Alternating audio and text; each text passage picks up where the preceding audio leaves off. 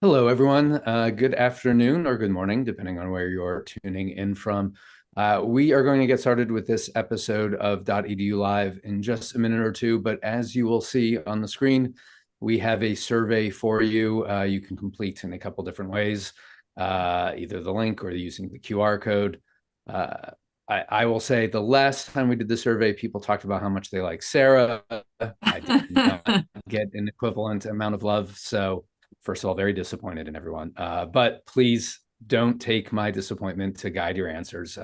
Give us honest feedback. We love hearing from you both during the chat and certainly through this structured way of getting feedback too. So thanks, and we'll start in just a minute.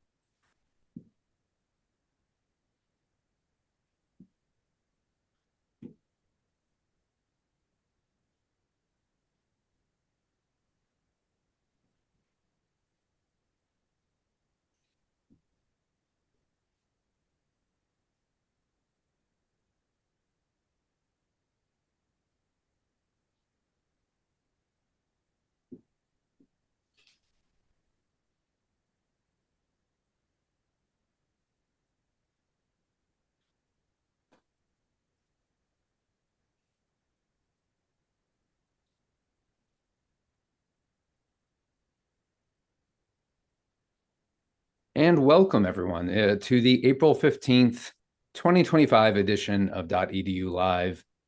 We are, as always, very happy to have you here with us. Thank you for those of you who finished the survey. For those of you who didn't or in process, we appreciate it if you get to that at some point. The more feedback we get from you, obviously, the more we can tailor this to meet what you're looking for from dotEDU Live. We have a very special episode, and if you're picking up on sort of my confusion here, it's because you would not believe the chaos leading into the launch of this episode. We have people participating from all over, technical issues. Our producers are currently reminding me I still haven't said that my name is John Fansmith. It's going to be a wild one today, folks. We have Stephen Bloom on as a special guest. We might have a drop in from AC President Ted Mitchell. I don't know. There's a vibe there. There's Ted. Oh, Look at look, this. Ted's there. Yay. As if by calling him out, I brought him into being. You can already sense it's got to be a fun one. So, Sarah, Mushtaq, Stephen, and somewhere out there, Ted, welcome. How are all of you guys doing today? When there's Doing chaos in the world, we need something to be able to smile about. So happy to do that. And we do have Ted here. Hi, everybody. Glad to see you all. Thank you for joining. I'm going to get out of the way because we have real business to do, but I do want to recognize the fact that it's been a great and very interesting 24 hours in higher education. We thought we were going to be the news cycle yesterday when we filed a case in district court in Massachusetts seeking to reverse the Department of Energy's freeze on indirect cost. We did that. And so that's in process. But we were scooped by Harvard's decision to reject the Trump administration's outrageous demands that they meet a whole series of requirements that dove right into the heart of how we do our work, who we teach, who teaches, what we teach, and the conditions under which the institution could operate its research funding. So, look, it was a patently illegal set of requirements put on the institution. Harvard did absolutely the right thing and came up with a very courageous decision. And more importantly, I think they made great arguments for why this kind of federal overreach is really beyond the pale. Needless to say, they're paying the price. First, we had the declaration of $2 billion worth of frozen research funding. And just now we hear that the administration is looking to see if they can revoke Harvard's not-for-profit status. So this will go on for some time, but kudos to Harvard. And I think that Harvard's statement creates a path for many of us who want to be sure to be avoiding the worst repercussions, but advancing higher education's interests as well. So I'm gonna leave it at that, John, and let you guys get back to business. And we'll see what else we have to say as this goes on. I may drop back in with even later breaking news. So I'm not sure whether you hope to see me again or don't hope to see me again. We always enjoy seeing you, Ted. I like this live man in the field, Ted Mitchell aspect. This is a new element. We can go. I need a microphone, and I need a lot of stuff going on in the background. We'll get you one of those like fedoras that says press in the hat brim or something like that. Maybe president. President, that would be perfect. Yeah. All right, this Well, thing has Ted- gone off the rails. And thanks, Ted. And he is leaving. I also know that my camera's obscured and have no idea what's going on. We're going to persevere anyway. Let's start where Ted just left us, which is the news in the last 24 hours around Harvard. Let me just set this up. John, what happened? And sort of where are we now? Yeah, I think in some ways what happened seems kind of small, but obviously it is not, right? Harvard essentially said, we have been given this list, an additional list of demands by the administration, and that we will not comply with them. And I think Ted put it pretty succinctly, right? These are demands that are not just contrary to Harvard's mission or to the operations of an independent institution, but illegal, contrary to what the Supreme Court has ruled are the boundaries of the federal government in terms of interfering with an institution's operations, and frankly, so far beyond the pale as to what could reasonably be asked of an institution that, I want to give Harvard all the credit in the world for being incredibly brave in a tough moment, but also these demands were so ridiculous, so beyond reason that they almost forced Harvard's hand. There's no real choice but other to resist. And to Harvard President Garber's immense credit, he shared the letter from the administration. He shared the letter their attorneys sent to the administration, to the task force in response. Harvard's being abundantly clear about what are the factors that went into it, how they made their decisions. They've provided all of the transparency and clarity that the administration so far has not provided. So kudos, I think one other thing while I have the microphone here, Mushak, that I think is worth noting, we are in a moment where there's been a lot of questions about what will different institutions do. And again, tremendous respect to Harvard for being the first to speak out publicly and oppose what the administration is doing. But I think the other thing is, as you look at similarly situated institutions, I would expect to see more of this, in large part, not just because Harvard has taken this step, but because the administration has shown that they are not acting in good faith. We have Columbia as a very clear case study. They tried to negotiate. They tried to find some accommodations. I know there's lots of differences of opinions about whether they should have done that in the first place and what were reasonable negotiations. But the administration's response was to further cut off additional funding. Additional NIH funding was cut off. New demands were piled on top of old ones. We've seen reports last week that the administration might try to seek to put Columbia as an institution into receivership with a consent decree where the federal government and the judge would oversee decisions being made on Columbia's campus. What's become really clear is you can't negotiate with somebody who's not negotiating in good faith, and this administration is not negotiating in good faith. There is no way forward working with them because they don't want to work with campuses. They want to attack campuses. They want to be seen as attacking campuses. They want the media to know that they are attacking campuses. What they don't want to do is solve any problems. And I think if there was any uncertainty as to whether this was actually about anti-Semitism on college campuses or not, you just have to run down that list of demands to see how few of them actually relate in any way to preserving the rights and safety of Jewish students on a college campus. Just John, pick up on that point. Really sorry, Sarah. I mean, we partnered with the American Jewish Committee, AJC, a couple of times on 2 summits on anti-Semitism. One in this past September. They came out with a very strong statement a week or so ago, really questioning what the administration was doing, putting, they recognize, and the statement states this, that using anti-Semitism as a as a basis for the action to undermine these federal research grants is really inappropriate, and that's what AJC said in their statement. And so the Jewish groups, at least AJC, are recognized it's not really doing anything to protect Jewish students.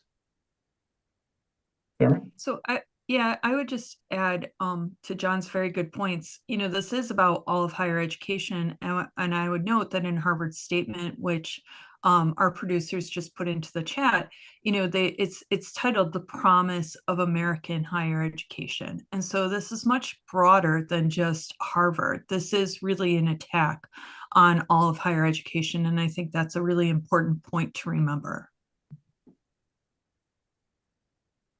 Yeah, I mean, I think all of that is well said, and I think you know, it's interesting. I in some ways it clarifies for us, I think, what the next steps are. I mean, John, to your point, I mean, it would be very difficult, I think, for, let's just use Harvard here because I think that's where we are, for Harvard to do anything other than try to tackle this soon in the courts, I would assume, because you know, there isn't negotiation here. I don't even know which game, you know, what the set of rules are that we're sort of operating in, right? I mean, theoretically, this is around anti-Semitism. Harvard has noted the several steps that it has taken over the course of the last 15 months to sort of think about that. But I mean, the demands in response just don't seem to have anything to do with it. So this seems like it clarifies what the next steps are likely to be. Yeah, I think that's exactly right. I can't speak for Harvard, nor would I attempt to speak for Harvard. And I know that they have fantastic counsel and talented leaders in key positions there, and that they are in constant communication with their community and students or faculty, their trustees and others to inform the path forward. It is a really, I mean, our chat is evidence of it. Our conversations with presidents are evidence of it. It is a really hard time. I don't want to ever forget the fact that college presidents and senior leaders are responsible for the jobs and livelihoods of hundreds or thousands of people who are, you know, they're responsible for literally life-saving ongoing research that in many cases involves live patients, that they're responsible not just for their campuses, but for institutions, hospitals, health centers, clinics, other things within their communities. And taking stands like this isn't without cost. Federal funding is important, not because it sustains an institution, but because of all the things it allows an institution to do. And risking that is a real risk. But I keep coming back to this. I don't know how any higher education institution can look at what the administration has done in this area and say, I can expect a reasonable, fair negotiation, a good faith effort to resolve legitimate concerns when this administration's refused to identify those concerns. They've refused to document where they may be occurring. They've refused to come to an approach that says we want a resolution. They've refused to follow the law that tells them how to manage these situations. The case seems pretty clear, and every institution will need to decide what that looks like for them. But certainly your point, clarity. I think we have a lot greater clarity now than we did 2 months ago about what the administration's actual goals are. Even I'm not sure if our audience fully appreciates that you are EC sort of expert on all things tax. And I have two questions as it relates to tax and Harvard. First, I think as Ted sort of alluded to, we just heard some late breaking news that President Trump on a Truth Social post seemed to have threatened Harvard's tax exempt status. I wonder if you have any sort of comment on that. And then second, actually answer that one first, and then I want to ask you a question about sort of endowment taxes, and whether there's some way out of this that Harvard can just tap their endowment. But do the tax status question first. Sure, it's I mean, obviously the tax exempt status of Harvard or all of our institutions is really important. It really sustains them, allows them to do.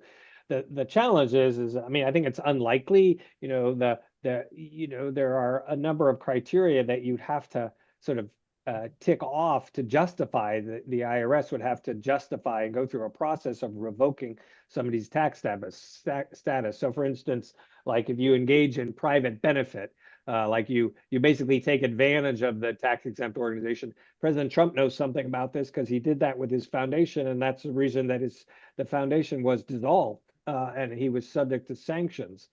They lost their tax exempt status because he used it for his own personal benefit. You have to engage in excess lobbying. You'd have to endorse a candidate. You'd have to engage in too much unrelated business income. Or fail to file your Form 990, and then last of all is if you're not advancing the mission of the organization. And I think it would be hard for the federal government to take the position that Harvard has failed any of those pieces as a basis for revoking their tax exempt status. Yeah, and I mean, if they were to do so, again, there's some clarity around sort of the lines of litigation, which I think could be sort of helpful. But this is just a Truth Social post. We'll see what ends up happening, Yeah. In regard to tax exempt status. One of the things, Stephen, that we sometimes hear is, especially on the sort of conservative side, the administration side here, is Harvard's got a huge endowment. Why don't they just use their billions of dollars in their endowment to be able to sustain the work here? Why do they need the federal government? There's a sort of a whole series of things that one can sort of say about that. And Stephen, I wonder if I know you think a lot about endowments. What do you make of those arguments? Well, it's a great question. I mean, Harvard's endowment is somewhere around 52 or 53 billion dollars, and so if you think of an endowment, if people think of it as like a checking account, well, that's really not what they are. You know, let's take recent crises during COVID. Institutions, and even during the Great Recession before that, institutions did lean on their endowments during major emergencies like those for a short term, but it's really not sustainable over the longer term. I mean, really what we're talking about, the size of research funding cuts, that they really have dwarfed anything that we've seen and confronted previously. For just to give you an example, in 2023, the Fed spent about $60 billion on research funding. Now, total endowment spending, that's financial aid, research, student services, academics, operations, et cetera, was about 35 billion. So already you see this kind of disconnect between amount spent and on funding and amount available for endowment spending. The other thing is that, as I was saying, endowments, they're not checking accounts. You can't take your debit card and go to the bank and pull out money for whatever you want. They really are more like thousands of individual accounts, more like a mutual fund, and each of those individual accounts often are restricted by the donors in legally binding ways. Sometimes those restrictions are 80 to 90% of the thousands of funds are to be spent on a particular purpose. And an institution can get into trouble, can be legally liable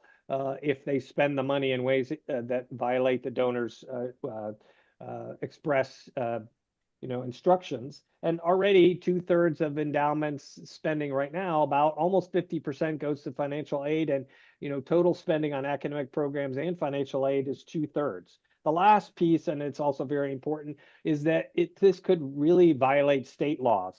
All state laws have laws restricting endowment spending based on a prudent standard. You're trying to balance the needs of the present while preserving the claims of the future. Because remember, endowments are supposed to be, for eternity.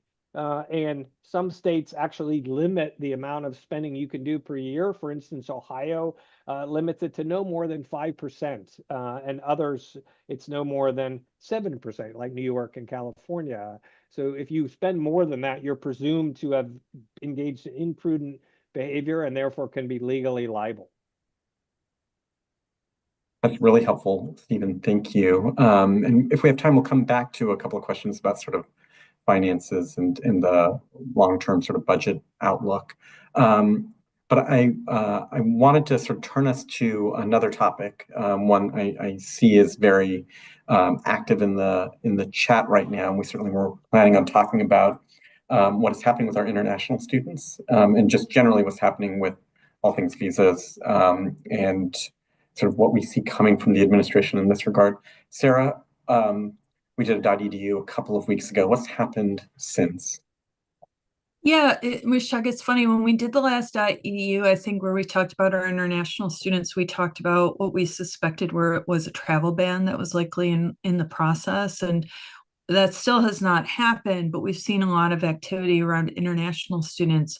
I think about 3 weeks ago, we saw Secretary Rubio announce that they were going to be doing using AI to kind of scour public-facing documents and things for perhaps international students who had participated in pro-Palestinian protests or perhaps had expressed views that were anti-Israel, pro-Palestinian, and we started to see some student visas being revoked. And there were a couple things really odd about this. First, Secretary Rubio was revoking it based on his authority as Secretary of State to revoke a visa because he was concerned about the visa holders working against U.S. foreign policy. And so he personally was revoking the visas. He later said that he had personally revoked around 300 visas. And that's when we saw the very public cases of the students or the graduate students from Columbia and from Tufts being taken from by ICE and being attempted being detained, and those are being considered right now in the courts. The 300 visas that were revoked were not just student visas. I think there were some visitor visas also in there. But the other thing that they did for the students was they were going into the SEVIS, or the Student Exchange Visitor Information System, and actually deleting the students' records and without giving our institutions of higher education kind of any kind of heads up or any explanation. And so students were receiving these messages that their student visas had been revoked, perhaps turning to their institution of higher education, and then again finding out that their SEVIS status had been deleted. And so therefore being encouraged by the US government to self-deport. After that, likely about a week later, we started to see or hear from institutions about a large number of students seeing their student visas revoked for criminal activity or criminal charges. And again, we believe that this is the US government comparing student visas to perhaps some sort of national criminal database. But some of these revocations we know are happening for minor offenses, such as a speeding ticket that perhaps is 10 miles over the speeding limit, or perhaps in a case where charges were later dropped.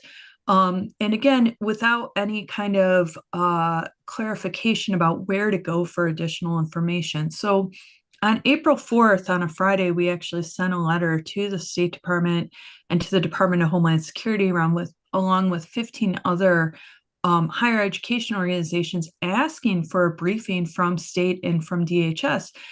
First, because we want to know how many students are being impacted. We don't have that information. Our colleagues at NAFSA, the Association of International Educators, are doing a very good job of trying to track how many students are seeing their visas revoked. We don't have any information about where to go with questions, or perhaps if a student believes that their student visa was revoked by mistake. Obviously, they could go to immigration court, but that could cost money and take some time for the student. We would like to have information from the administration about how our institutions of higher education being informed when the student's record is being deleted in SEVIS. Many of our institutions are finding this because they're just running the SEVIS records to see how many terminations are there. So it's a very confusing time, I think, for our senior international officers and our international student administrators.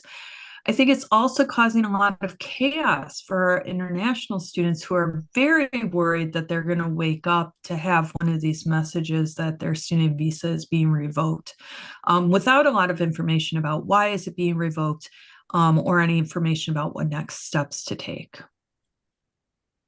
And I would just say our letter has been acknowledged by the Department of Homeland Security, but we have not had a response yet. Yeah, that's what I was going to say, sir. So, I mean, what do we expect that we will get a response? I know in other administrations, we might have sent a letter and might have been able to hear something, but I mean, you know, Yeah, even under the first Trump administration, we had a good working relationship with the Department of State, and there were actions that were taken against our international students that we didn't always agree with. But there was always an open communication where we could receive a briefing from the Department of State about how many students was this impacting, some transparency around what were they citing for the revocations or the denials. Um, and so I would expect that we'll get some sort of response. But again, it would be, I think the sooner we get a response, the better, because again, not knowing what is happening, I think is causing a lot of panic. Sure. And John, I think Sarah did an excellent job of sort of laying out what's happened and what's happening. What should our institutions of higher education do in response to all three of you? I mean, it's a scary time, no question. I mean, students are obviously being impacted, and both the students who have had their visas revoked or terminated, but also every international student who might be in fear that this could happen to them. I mean, how should we be thinking about this? I'll certainly start by saying, I've been reading the chat as we've been having this conversation, and you find those moments that reaffirm your faith in higher ed. People talking about meeting with international students, providing counsel, providing information, the resources they've been able to identify, the bringing in general counsels to get advice, outside support. It is really a challenging time, in part because while I think we could say that what they are, the State Department, DHS, ICE are doing are things that certainly, to my mind, are abusive exercise of their authority, they are acting within their authority. And it is to the detriment of our country. It is to the detriment of our institutions. It is harmful and damaging to how we are perceived abroad by people who would otherwise be ambassadors for the United States and our values and their home countries. But right now, the best we can do is support those students, counsel those students, provide the resources they might not otherwise be able to provide for themselves, keep each other informed. And I know that's what we're trying to do here at ACE, and partner with our colleagues who are tracking this and getting the public aware of what this is. I saw some questions about, is it targeted at certain countries? And we've seen the reports that Sarah highlighted about efforts specifically about those students who may have been involved in protests, but most of these deportations have nothing to do with policy concerns with China or other countries. They are indiscriminate attacks on international students where the law is being enforced in a way that, again, is really contrary to our own national interests. And so the best we can do is just doing what I'm seeing our members are doing, and that is providing support, going above and beyond again and again and again to help these students to the best of their abilities. Yeah, I think having some contact with perhaps the institution's general counsel on how best to advise these students, working with immigration attorneys.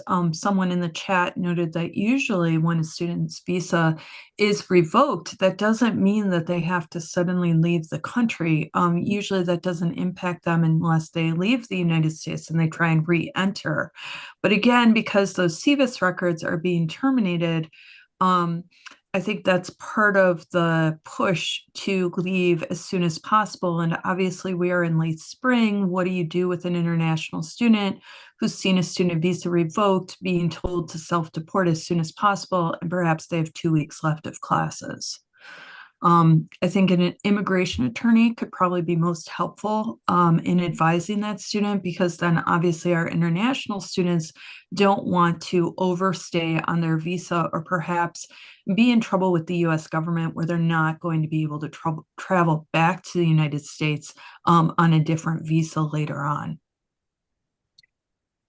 Have you guys figured out what the point of all of this is? This is just to rain chaos down? I mean, why are we looking to deport students that have a traffic ticket? I just don't think I understand what we're doing here. And I'm not sure if that's a helpful observation or if I'm just sort of noting what I think is maybe a lot of folks' frustration. But I mean, if I had some sense of what they were doing and why they were doing it, then it would help us, I think, in some ways be able to figure out how we might be able to respond. Do you have some sense? No, I mean, I think, yeah, go ahead, John.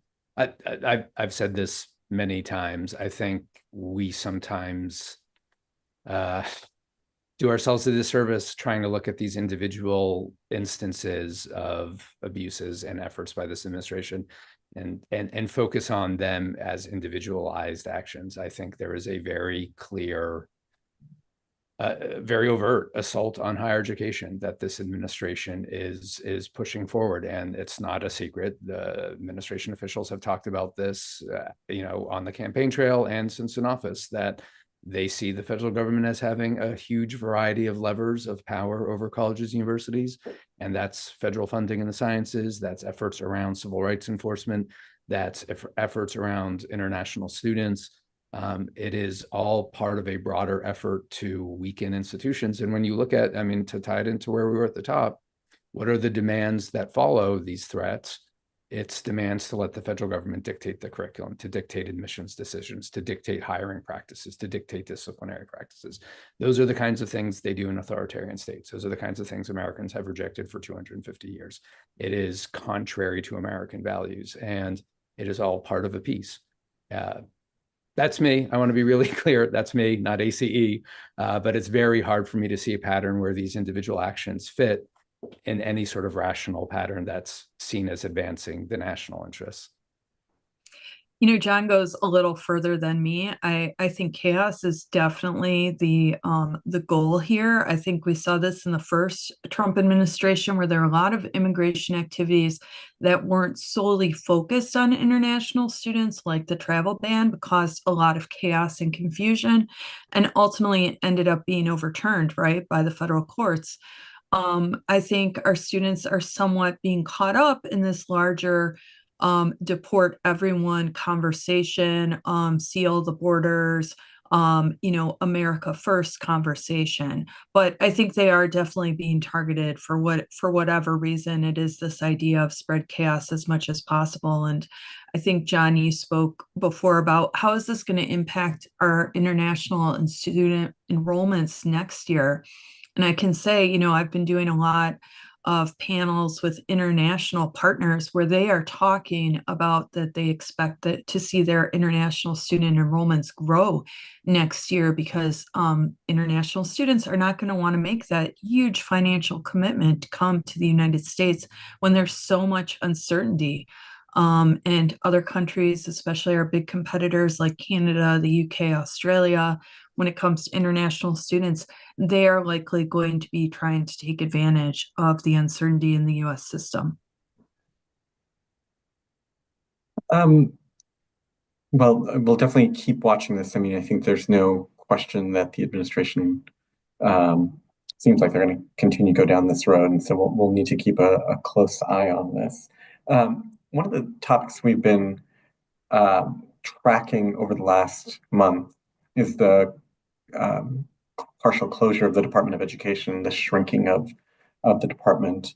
John, Steve, Sarah, what's happening on that front over the last couple of weeks? So there haven't been a lot of new actions by the department or the administration in that area. We had the massive reductions in staffing that about 49% of our overall staff terminated, and then with early retirement, other things, more than 50% of the department's overall staff having been moved out, and then the executive order. What we're beginning to see is the results of that, right? Which is sadly pretty predictable. There's a great Washington Post story. I think our producers might drop that in the chat. I saw yesterday about problems campuses are experiencing with FAFSA processing, with getting aid awards, being even able to access the systems. That's, like I said, sadly pretty predictable. You lay off the people who administer these incredibly complicated, multifaceted processes, a lot of them legacy systems, administering dozens, hundreds of programs impacting tens of millions of individuals, current students, borrowers, all sorts of other people. And it is not especially shocking that when you eliminate your most experienced staff and a large portion of your overall staff, you're going to have these problems. this is a really bad time for these problems to be popping up, as any Mhm. financial aid director will tell you. This is the packaging time of year. Decisions are being made that will fundamentally impact students' choices to go to school. And that's, you know, maybe the canary in the mine right here, because that's the one that is most being drawn upon right now. A lot of the other areas, program funding, program administration, civil rights enforcement, you know, the administration has announced well over 100 new investigations through the Office of Civil Rights, while at the same time gutting regional civil rights OCR offices, gutting departmental OCR staff. What does this look like? You know, I think we are going to start seeing the problems piling up in very public ways as a result of these cuts. But that said, we have not seen, you know, substantive pieces of legislation in Congress introduced to actually abolish the Department of Education. We've seen no moves forward, and that Congress is on recess this week and next week. But we haven't seen a lot of steps in that regard. In terms of what they are doing, this has been kind of the holding pattern of since the executive order came out. We're now just beginning to feel the impact of it. John, Sarah, Stephen, have we heard additional hiccups outside of the federal aid and OCR sort of context? Have we seen other things, other pauses in funding, you know, federal aid sort of going out, TRIO grants, other sort of ways in which the department has traditionally sort of operated and working with our institutions, or things generally been on track over the last couple of weeks? I mean, I think, Mishak, we are seeing it across agencies. It's not just at the Department of Ed, but it's all the other agencies that have seen the reductions in forces. You know, at the National Institutes of Health, basically they have completely stalled pushing out any federal funding, even the grants that have been decided on. And I think part of that is because program officers are gone. There is still currently a travel restriction on anyone from the federal government going out to visit a campus or perhaps participate in a conference where they may be talking about funding opportunities. You know, back in February when we were all worried about the OMB funding freeze, it feels like through the actions of RIF and some of the DOGE actions, they've basically been able to accomplish the funding freeze or kind of really stalling any of the actions with our institutions of higher education, because there's a lot of people that just aren't there anymore. Well, I think one thing that's really important for everybody on this call, you know, to the extent that you are seeing any sort of problems in your dealings with the federal government, cataloging those, I think will be really helpful. Sending them over to us, you know, will be useful, because I think that's really necessary for us to be able to understand the ways in which things are not operating smoothly. I know we only have a few more minutes, and I've noticed that there have been some comments in the chat about the Department of Energy, F&A, IDC sort of cut/pauses, the 15%. And Ted mentioned up top that we were plaintiffs in a lawsuit yesterday on this issue. John, do you want to just give us a couple minutes on what we did, what the issue is, and what's next year? Yeah, and I probably don't have to spend a whole lot of time on it, because they'll be familiar to people who have been checking in on these webinars.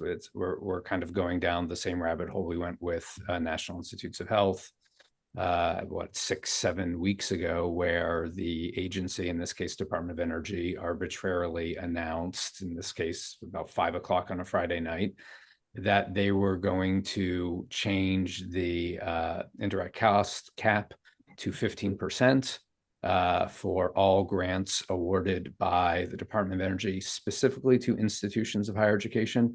It's worth noticing a couple differences between what NIH did and what Department of Energy did here. One of them is that the Department of Energy announcement was specific to colleges and universities, not other grantees.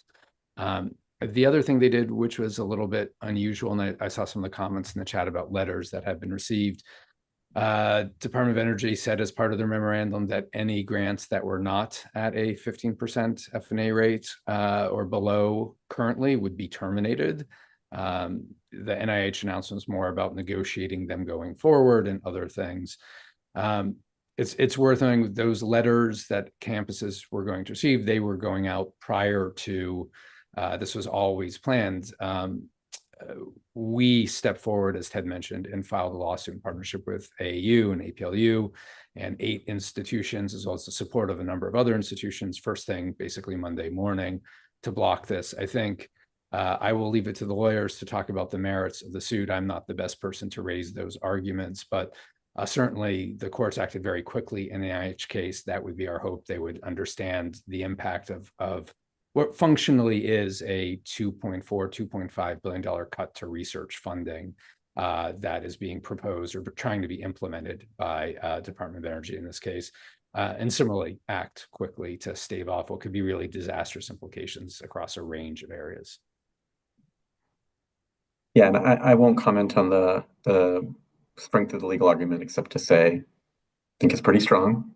And you know, and I think that the ramifications that you're mentioning here, the cuts to the research that our institutions do, but benefits all of society, are enormous. I mean, we know that the work that's happening on nuclear energy, you know, on space, certainly all of the work that's funded through the NIH on preventing cancer, all of those things are just incredibly important. I mean, this feels so much like we're cutting off our nose to spite our face. I mean, both on the research side and also on the international student side, right? I mean, if we don't have the best and brightest from the world come here and help our institutions, help our country, I just don't know what we're doing. So I feel like the strength of the argument is both strong from a legal basis, and we'll leave that for another day, but just from a moral and policy case, I mean, it just seems like we're just making a big mistake here. Yeah, I do, and it's been heartening to see. There's I think a growing public realization that as much as the administration wants to frame this as we're attacking institution X, people are beginning to realize that the people who lose in this are the American citizens, right? Who benefit from this research, the support, the advancements it takes, whether that's medical health, whether that's the kinds of innovations that have built our economy into a global juggernaut, whether it's the kinds of technologies that promote our national security. It is not just self-defeating, it's actively harmful to the interests of all Americans, regardless of their political viewpoints. And it's far more harmful to Americans in many ways than it will be to the institutions in the long run. I know that we only have a couple minutes left. Stephen, do you mind if I call on you just to give us the latest on what is happening in Congress and funding and reconciliation? I know that this is very important because it has, you know, a lot of effects. It could have a lot of effects on our colleges and universities. What do we know? Where are we now? Well, first I'd say this will have to be an appetizer on tax day. On the tax reconciliation bill, we'll probably have to leave it for another podcast for a more fulsome discussion. But just very briefly, the House and Senate passed their budget resolution last week. Now that with instructions to on the cut side, the relevant committees have been instructed to come up with, in some cases, billions of dollars of cuts, and the tax committees have been instructed to come up with, you know, trillions of dollars of tax cuts.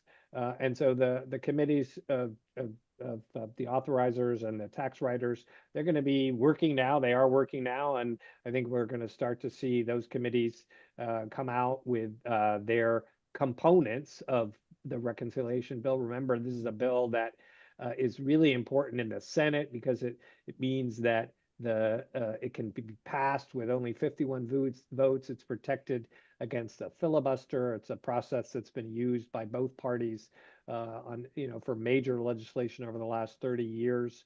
And so this is going to play out over the course of the remainder of this year. There are enormous risks for higher ed, whether that's on the sort of the traditional higher ed space, like potential risk sharing and cuts to some of the student loan programs, and then on Medicaid cuts that could impact academic medicine and then have a spillover effect on state budgets that would impact the institutions. And then in the tax space directly, whether that's, kind of provisions that are important to students and families, charitable giving, philanthropy, other things that are really important to institutions like the endowment tax. Those are things that we're going to see soon, and we're working very hard. We have, for all of you, a tax web page that's already up on our website. It has very rich content and lots of grassroots advocacy, kind of components, which are going to be added to that functionality very soon. So that's there now, and you can go to look at that right now, and we will certainly give you the main course maybe in a future podcast as the reconciliation process rolls out. Do you have some sense of timing, Stephen? When might this all come to pass? Well, the Republicans have been talking about trying to get something done by Memorial Day. That seems like a very ambitious schedule. I mean, here we are mid-April. They're not going to be marking up the bills until the end of, or the components of a larger bill until the end of April. And let's just take sort of as past as prologue in 2017 when the tax bill was passed, the tax reform bill, that the Ways and Means Committee introduced that bill in the end of October of 2017. It passed in mid-December of 2017. So 6 weeks, it can be very fast. But remember, that was only a tax bill. This bill, this big, beautiful bill, is going to have a major tax component as well as enormous cuts, that are going to be controversial. And, stakeholders like us, we're going to be pushing back. And so that's just going to make it difficult, especially when you look at the margins, particularly in the House, to thread that needle. So I think, most people expect this summer, certainly maybe by the August 1st recess, that we would, get that wrapped up. But, we're going to have to see it, and we're certainly vigilant and working hard at it. And we hope to give you all, the tools to be able to engage in advocacy if you want to. Okay, thank you, Stephen.